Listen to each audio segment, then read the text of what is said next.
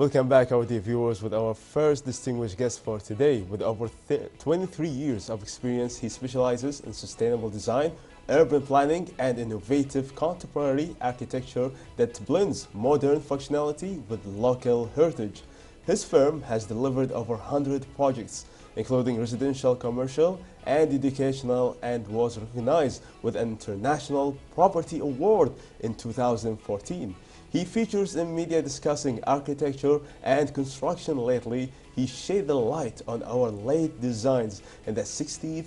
Let's welcome, without any further ado, Engineer Bashar Alsalem, CEO, Chief Executive Officer. Welcome to the show. Thank you, welcome, and good morning. Good morning to everyone watching us. And as you know, like, social media plays a very important role in spreading awareness and also like spreading good information for people. And lately, I was checking your Instagram. You've been like using it to spread awareness about the Kuwait history and heritage architecture. Could you tell us more about it?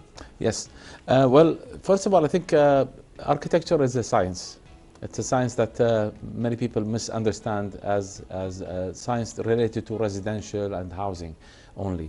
And I think we always have a say as architects. A good project is a good architect and a good client. And part of that is having awareness of architecture itself. And in Kuwait, I think we have a lot of architectural historical buildings, I would say.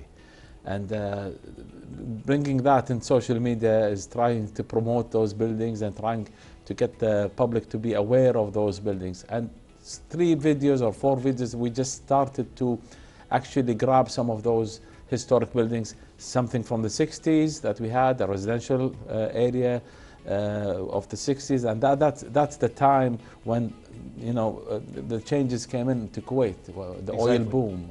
Yes. That's a very, very prominent time. And then the Diwaniyah, which is a major factor of Kuwait's architecture. It's a major ingredient in the Kuwaiti society and culture as well. Exactly, and it's part of the architectural identity of Kuwait. And we're going on with current buildings of residential and I would say apartment units and so on, to mosques done in Kuwait. It's a long journey that we have started lately. To get this as a major awareness for architecture in Kuwait. That's really interesting and very amazing, like perspective to share with the people. So how did you see like the reaction of people when you start like spreading those kind of videos and the like viewpoints that you are sharing? I was very surprised to see a lot of interaction, especially with the Diwaniyah. Diwaniyah is a very cultural and a significant building, as I said, but I haven't seen the awareness. What we have exposed was an actual Diwaniyah that was modernized Kuwaiti architecture. I would say modernized, traditional, vernacular, which is local in the region architecture, which consists of a courtyard, liwan, which is a passageway gallery, the hallways of men, or I would say the reception for men, and then the gatherings for smaller areas. It has a special ingredient, and the Diwaniyah has a very special component that's only related to this area, the region of the Gulf, and specific to Kuwait. And that interaction was great. We had, I mean, hundreds of comments and hundreds of thousands of views. It shows you that people are interested. They are, and they're very hungry to know more of the information of how that was established. Exactly. So going back like to the era of like 1960s and 70s, you know, like during that time the buildings were like rich with the Kuwait history and heritage at that time. So what can we learn in terms of like sustainability from those buildings? First of all, it was a great workmanship, that's for sure. I mean, one of the buildings that we have visited lately, it was a 60s building, and today it's around 70 years old. The building still stands, regardless of the architecture being fit to the region, whether it has balconies. As you know, in the 60s, we had a lot of the, I would say, regional architects contributing to the architectural scene in Kuwait, whether it's Egypt, Lebanon, Palestine. We had a lot of those architects coming in and producing those projects. Some of the elements wouldn't work as balconies and open areas, but I think the workmanship was magnificent. We've seen a building 60 years old and still maintaining the actual structure, the strength and durability. Still standing. Still standing. It means if it's designed well, it will actually stay and it will continue staying within the time that's been designed for. That's really amazing. And so could we look at them as like a benchmark for today's architects, like for the future? I would say for sure for now. I wasn't a fan when I was in the university of doing the 50s. You remember, it's always the case with people. If you see something that you don't like and you want to change, and as you're young, you wouldn't know that this is a building that's related to your history. Exactly. At the time, I thought the 60s buildings were not related to the Kuwaiti history. We're always just like a standard building. Exactly. It was always the mud buildings and the courtyard buildings, but no, the 60s also and the 70s and every single decade, if it's a building that was built during that time, on location, then it's related to the area itself. So those 60s buildings are related to Kuwait. It relates to the oil boom. It relates to National Day of Kuwait, 61, dependence. It relates to the whole society and the generation that wanted to be updated in global trends. So whatever we have seen in the 60s now implements itself to be back again, I think, to architecture that we have now. I love how you are looking at buildings not as just like a material and something standard, but you are looking at it as something like take you into back in times and like a movie or like a museum, showing you like the different eras that Kuwait has gone through. Yes. So how can like a building such like these are still standing and defending themselves against like the different circumstances regarding the weather, regarding like the atmosphere and everything? Yeah, of course. I think we live in the whole world is dynamic. It's not only Kuwait, and we live in a very harsh climate, and we have a climate of change too. As I said, I mean, 60s, 70s, 80s, the amount of development that happened within the region in Kuwait and the region, it happened very drastically and very fast. Moving from courtyard houses to the houses that we have now, I think we have to move throughout the technology that was being used. Buildings used to be done in a specific way, and they are done in a different way. Whatever was good at that time, at the moment, it's different now, and it keeps developing. But what's unique about this whole area, and Kuwait specifically, is that you could see every decade a certain change. Whether it's going to be social, whether it's going to be condition, weather. We have the harshest weather ever on the whole planet. Definitely, yeah. It's going to be 50s in the summer, rain sometimes in the winter. But you have to integrate those conditions and your changes within your buildings. Social changes is a major task.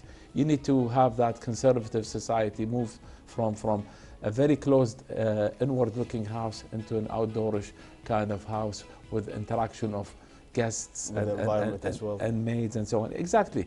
So those challenges are factors that we architects need to actually digest them, transform them into a building that you see. So yes, we have a challenge, and those buildings need to be addressing their time and the future that will come to their time. So they can still standing. Yes. That's really awesome. And since we're talking like about changing, you know, as you mentioned, like there's changing of like the weather, the atmosphere, the time and everything, and there's changing of like also the regulations regarding like the crisis what could happen, and there are some materials that we cannot maybe like import as usual. So during that time, maybe we only like have the local materials that we can use. So in that term, how can we benefit from the local materials in time of crisis? I love crisis sometimes. I don't say I want to have a crisis, but architects, it's a challenge. Exactly. Crises are chances for us to adapt. And to be creative. Exactly. When we had the financial crisis in the 80s and in 2008, it's always a challenge to maneuver around those factors, around all those I would say, financial, I would say, challenges. But we have a political challenge now, which is not getting access to many of the materials being used in our architectural and daily buildings. The challenge now is to use local materials. Yes, I think this is a good chance now to look at the area. You know, if you use a local material, whether it's a stone or wood, from the region, and when I say a region, it's from Oman to Jordan, and this is the whole region, your Considered value local. Local, yeah, that's Okay. called. It's a regional area, and, Yes. and whatever you use from materials is going to give your building a better, upgraded, I would say, identity rather than having a normal building. It will be graded even better on and different international gradings of societies, that this is a building that's a green building, this is a gold medal so and so, using stone from Oman, using some electromechanical stuff that was worked in KSA, local materials that have been done in Kuwait, national industries, blocks or block work, plastering from someplace else. This is a chance for architects and designers and developers to use the local materials of the region and to also enhance what we have here in Kuwait. And this is what I say, it's a challenge now.